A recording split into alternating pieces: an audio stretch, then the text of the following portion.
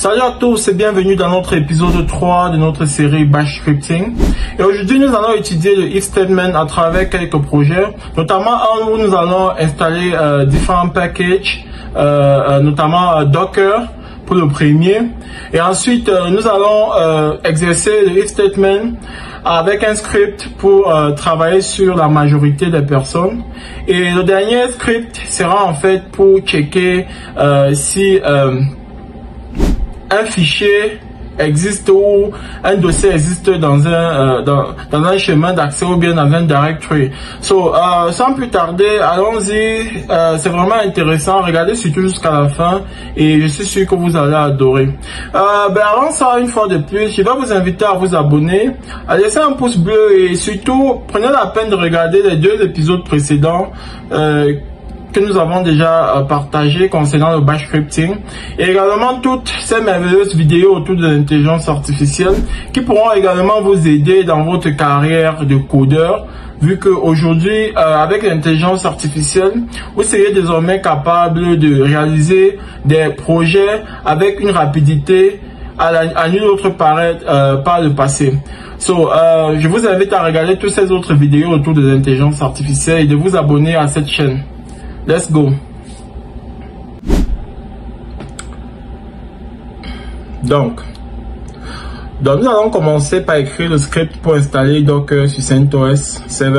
Ok, CentOS 7 n'est plus à jour sur Linode maintenant. Il y a des alternatives. Laissez en commentaire si vous souhaitez que je vous donne plus de détails dessus. Quand je faisais cette vidéo, c'était encore gérable, mais ce n'est plus le cas maintenant. Ce n'est plus pris en charge par étape. Ok, donc laissez en commentaire si vous voulez que je vous donne des alternatives. Donc vous avez pu voir mon fichier package.eh que j'ai créé. Donc je vais l'ouvrir et je vais simplement procéder à écrire mon shebang, la première ligne de code, mon point d'exclamation, /bin, etc. Et je vais donner quelques descriptions de mon script. Ok, à quoi ça sert? C'est pour installer Docker. Docker, c'est ce puissant outil qui est utilisé aujourd'hui dans les serveurs, dans le management des serveurs et pour gérer nos applications de façon la plus simple possible. Vous verrez avec Kubernetes par exemple, ce sont les conteneurs Docker qui sont mis en place pour faire de la magie. Mais ce n'est pas encore le cas, on ne parle pas encore de ça. Là c'est juste pour vous montrer un peu à quoi sert le if statement, comment est-ce qu'on le met en place. Ok, donc on va essayer de faire une petite structure pour installer le logiciel Docker si l'utilisateur qui est connecté est connecté en tant que root, c'est-à-dire le root, quoi, la racine. Ok, l'utilisateur racine, comme ça se dit en français. Donc laissez en commentaire si vous avez des questions, je ne suis pas assez clair, d'accord? Donc la condition, ça sera quoi? If the user is equal to root, then premièrement on va faire le update, on va faire yum update pour mettre à jour nos différents packaging, mettre à jour toutes nos applications sur notre serveur, parce que c'est ça la sécurité, toujours faire les mises à jour autant que possible, même tous les jours. Il faut faire les mises à jour constamment. Donc on va faire yum update -y pour faire la mise à jour et on va faire yum install. On va installer Docker. Bon, on va aller se référer à la documentation sur le site de Docker Documentation. Ok, et on va chercher la dernière commande à jour pour installer Docker sur des serveurs CentOS. Ok, donc c'est ça que je vais chercher là rapidement. Une fois qu'on aura ça, on va revenir dans notre script et coller. Ok, on copie et on vient coller ici. Ok, je vais vous inviter à toujours vous référer à la documentation Docker en ce qui concerne Docker, parce qu'il y a des mises à jour qui viennent chaque temps. Ok, donc référez-vous toujours à la documentation pour être sûr d'avoir les derniers trucs à jour sur votre serveur. Donc voilà, on va donc dire si c'est l'utilisateur root, installe Docker par la commande qui est la suivante. Vous pouvez mettre une pause pour copier, pour bien observer. Si ce n'est pas le cas, else, ok, echo only root user can execute this script. Ok, voilà. Donc c'est un peu ça. Donc je vous explique vite fait la structure du if statement avec le bash script. Ok, c'est if la condition, then on entre les commandes qui vont être exécutées. Sinon, else, on entre la commande qui doit être exécutée et on finit la condition par FI. Donc, je sais que c'est particulier, ça n'a rien à voir avec Python ou bien du C++, mais voilà, le principe de base reste le même, mais c'est juste des terminologies dans la structure qui changent un peu, d'accord? Donc, c'est un peu ça la structure de façon générale avec le if statement. So, on va faire ça vite fait et puis on va enregistrer. Vu qu'on utilise VI, on va juste faire $2.wq dans le but d'enregistrer notre script. Et si on utilisait Vim, qui est la version update de VI, on devrait utiliser 2.wq point d'exclamation pour pouvoir enregistrer. Donc avec VI WQ ça passe. Donc vous voyez, on a notre package.sh, ok. Là on va le rendre exécutable en utilisant la commande chmod plus x, ok. Et on met le nom du script, on valide. Vous verrez que maintenant ça a une couleur verte qui signifie que le fichier est désormais exécutable. D'accord? Donc on run la commande pour l'exécuter vite fait. ./package. Ok? Voilà, ça nous demande si on veut continuer yes ou no. Donc ça c'est en fait une erreur. Normalement dans le script je devais ajouter ce yes là, -yes, -y, pour ne pas avoir à amener la personne qui utilise mon script à entrer des informations. Donc voilà, c'est carré. Ben, je vais rentrer dans mon script là vite fait. Je vais aller ajouter ce y là vite fait. Ok. Donc vous voyez, le script s'est exécuté directement parce que en fait, je suis connecté en tant que root à mon serveur là tout de suite. Donc je vais ajouter le y pour que ce soit carré et clair pour tous. Ok. D'accord. Bon, si je fais docker dash version pour vérifier, vous voyez que docker est bien installé sur notre système. Il n'était pas installé tout à l'heure. Donc là tout de suite, ce qu'on va faire, ok, ce qu'on va faire là tout de suite, c'est désinstaller docker. Je vais désinstaller docker. Je reviens sur la documentation, sur on install de docker engine, ok. Et puis je cherche ce qui correspond à ma distribution Linux pour désinstaller docker. Et puis je viens, j'entre, je désinstalle vite fait, ok. Donc le script c'est magique. Quelles que soient des personnes, quelles que soient les compétences des gens et tout, ils sont capables d'utiliser un script et réaliser des trucs exceptionnels sans avoir aucune idée du truc et tout. Donc c'est un peu ça la force du script. C'est pourquoi c'est tellement populaire dans le monde de l'entreprise et tout. Tu peux écrire un script et envoyer juste à un profane, à un comptable, et puis réaliser des tâches sans souci, juste en procédant à la lecture de ce script là ou bien à l'exécution de ce script. Bon, je vais copier mon script pour l'envoyer dans le directory ou encore le chemin d'accès ou encore path comme ça se dit en anglais, user/bin. Vous vous rappelez user/bin dans le précédent épisode, quand vous avez mis un script là-bas, vous pouvez l'exécuter directement comme une ligne de commande, comme mcd, pw, d ou bien encore n'importe quoi, ok. Donc si je rentre dans cette directory là right now, là maintenant vous verrez que c'est bien là en position parmi les trucs. Bon, ça c'est un choix, hein. Vous pouvez le mettre également. Il y a un deuxième directoire ou encore un deuxième chemin d'accès qui permet également d'exécuter comme une commande. On va revenir dessus plus tard, ok. Donc là tout de suite, on va faire 4 etc password dans le but de voir nos différents utilisateurs. Et je vais me connecter en tant qu'utilisateur Tommy pour exécuter le script en étant un utilisateur quelconque qui n'est pas root, juste pour vous faire comprendre comment notre script fonctionne quand ce n'est pas l'utilisateur root qui est connecté. Donc, allons-y. Donc, je fais ça, $sign user pour double check. C'est echo $sign user. J'ai fait une erreur. Je vais essayer de corriger ça. Echo $sign user. Echo $sign en minuscule.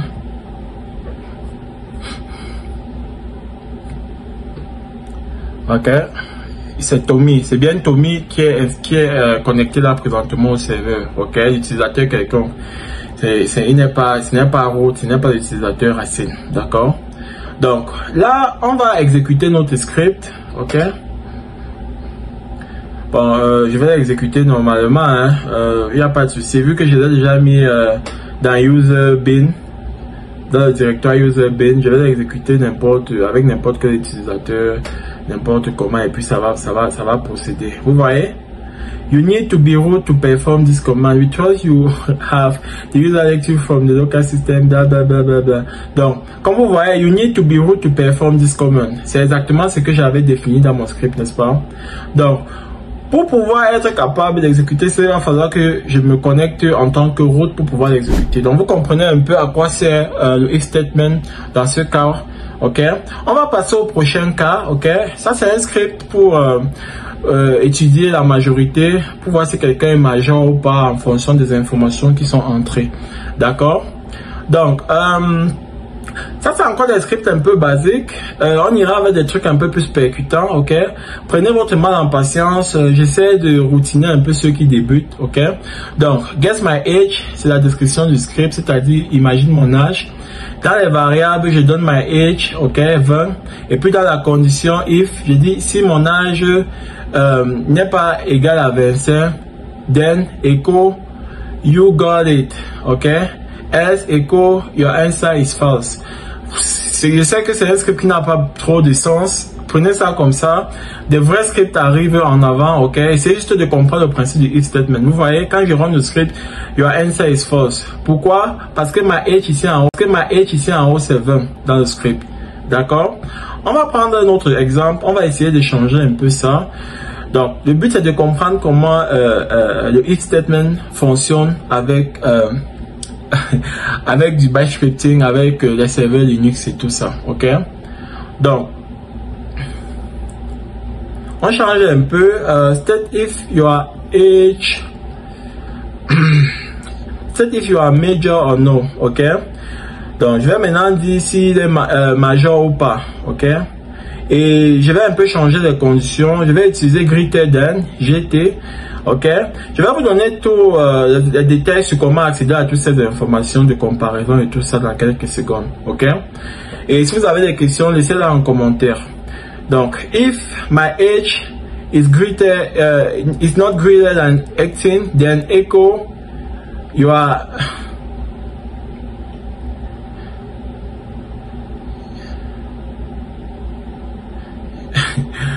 echo you are major, ok. Donc, S, echo you are minor, ok. Bon, allons-y. If your age is greater than 18, vous voyez, ça va afficher le truc vite fait. Donc, je vais maintenant prendre 18, ok. Et je vais dire maintenant, je vais exécuter mon script à nouveau. Ça me dit you are minor, mais ce n'est pas vrai. Parce que j'ai juste mis greater than. Vous voyez? Donc, je vais devoir utiliser l'autre condition qu'on appelle OR ici, qui est représentée par deux traits verticaux. Ok? Donc, je vais dire que si c'est plus grand que 18, ou bien si c'est égal à 18, alors la personne est majeure. Ok? Et je vais laisser 18 et je vais exécuter le script à nouveau. Et vous allez voir que ça va nous ramener maintenant une réponse plus logique. Donc, allons-y voir ça. VI, you are major. Magnifique. Donc, pour or, if la condition 1, blablabla, les tirets verticales, et on peut dire et également, ou bien n, vous voyez comment ça s'applique. Donc, vous pouvez mettre une pause. Je ne veux pas que la vidéo soit très longue. Donc, dans ce nouveau script, nous allons essayer de voir, de valider si un fichier ou un dossier existe dans un chemin d'accès particulier. D'accord? Donc, pour ça, on va créer un nouveau script. Touchfind.sh. Ok? Donc, ça, c'est un peu la commande pour rechercher un fichier sur Linux qu'on va mettre en avant ici. À travers notre if statement, ok. Donc le shebang c'est toujours la première ligne dans notre script, ok. Donc c'est composé par dièse, point d'exclamation, /bin/bash. N'oubliez pas ça, ça c'est la base. Et toujours donnez votre description vite fait. Vous donnez votre description vite fait et puis voilà, vous êtes bon pour la suite. Donc le but de ce script, c'est de checker si un fichier existe dans un directoire ou bien dans un chemin d'accès particulier, ou bien encore, si vous voulez, dans un dossier particulier, ok? Voilà. Moi, j'ai fait dans du Linux depuis en anglais, donc vous allez m'excuser un peu si je ne trouve pas des mots parfaits en français. Et voilà, laissez en commentaire si vous avez des questions. Comme j'ai dit tantôt, je me ferai un plaisir de vous répondre. D'accord? Ok, donc vous pouvez donner l'auteur, le contact. Comme j'ai dit encore, en entreprise, pour travailler professionnellement, comme je l'ai dit encore, en entreprise, pour travailler professionnellement, c'est mieux de définir tous ces trucs-ci. D'accord? C'est mieux de définir tous ces trucs-ci, ces informations qui permettent de savoir qui a écrit un script, comment on peut le contacter si on souhaite avoir des informations particulières et bien d'autres. J'ai déjà beaucoup parlé de tout ça dans l'épisode précédent. Maintenant, c'est -F qu'on utilise, bien -F qu'on utilise pour vérifier si un fichier existe. Vous voyez, -F dans le directoire home de root, il va chercher si le fichier myH existe ou pas. Si c'est le cas, ça c'est la condition. Si la condition est vérifiée, then je vais dire echo define myH exist. Ok? Et si ce n'est pas le cas, le fichier n'existe pas. Ou bien the file exists in the directory. Donc, si le fichier existe, echo que le fichier existe dans le directoire ou bien dans le chemin d'accès. Else, ou encore si ça n'existe pas, echo the file is not existing. Oh yeah, ou bien it's not exist in the directory. Donc, si ça n'existe pas, echo le fichier n'existe pas. D'accord? Et puis je fais fin. D'accord? FI. Ok? Donc, 2.w que j'enregistre mon script. Je vais rendre mon script exécutable maintenant vite fait avec la commande chmod+x. Je vous promets de faire des vidéos un peu plus détaillées sur toutes ces bases de comment gérer les permissions et tout ça sur les fichiers, les groupes et tout ça, si vous le souhaitez. Laissez en commentaire si vous souhaitez que je fasse des vidéos plus détaillées sur ces trucs là plus tard après le bash scripting série. Vous voyez, the file does not exist in the directory. Et c'est logique, n'est-ce pas? Dans le fichier, j'ai plutôt myh.sh. Et pourtant, j'ai demandé myh. Donc, vous voyez, vous allez voir, je vais corriger maintenant par .sh ici. Et vous verrez, quand je vais enregistrer maintenant et je vais run à nouveau, vous verrez que présentement, ça va me dire que le truc existe. Donc, c'est simplement ça, c'est simple, ok? Donc, moi, j'étais en test, ok? Test, en fait, c'est où vous allez voir tous les détails sur les trucs de comparaison avec Linux, vous voyez. Vous allez voir les greeted than que j'utilise depuis, les GT, les GE, greeted of equal, les LE, less than, les LT, less, bref, vous allez voir tous les détails sur comment faire la comparaison, peut-être dans vos scripts avec du if statement ou encore dans tous les cas, voilà. Vous allez juste utiliser la commande main pour pouvoir avoir toutes ces informations en général. D'accord? Donc, et main est utilisable avec toutes les commandes. Et si vous souhaitez avoir n'importe quelle information sur une commande, utilisez simplement main espace le nom de la commande et vous aurez toutes les informations. D'accord? Ok. So, maintenant je vais revenir je vais revenir dans mon fichier find.sh et je vais changer. Maintenant j'ai envie de vérifier si un directory ou un dossier existe. F c'est pour les fichiers. Si je veux maintenant chercher un dossier, je vais utiliser D. En anglais, on appelle directory. Ok? Donc, je vais demander -D. Je vais changer le nom. Je vais mettre le nom d'un fichier, d'un dossier que j'ai dans le truc qui s'appelle K. Ok? Je vais dire si K existe. Ok? Affiche que the directory K existe. Donc, que le dossier K existe, et si ça n'existe pas, affiche que le dossier K n'existe pas. Donc, ça, ce sont des petits trucs vraiment qui ont l'air d'être un peu inutiles, mais essayez juste de garder ça en esprit. Tout ceci va être très utile dans la suite. The directory does not exist. Ok? Vous voyez? Parce que ça n'existe pas effectivement. Donc, je vais le créer en utilisant la touche mkdir, la commande mkdir qui permet de créer un dossier. Et quand je vais valider, ça va en principe apparaître. Vous pouvez mettre pause pour essayer de voir un peu les différentes astuces de comparaison, à quoi ça signifie, que je résume un peu là avec vous. Ok? So, merci d'avoir regardé jusqu'ici.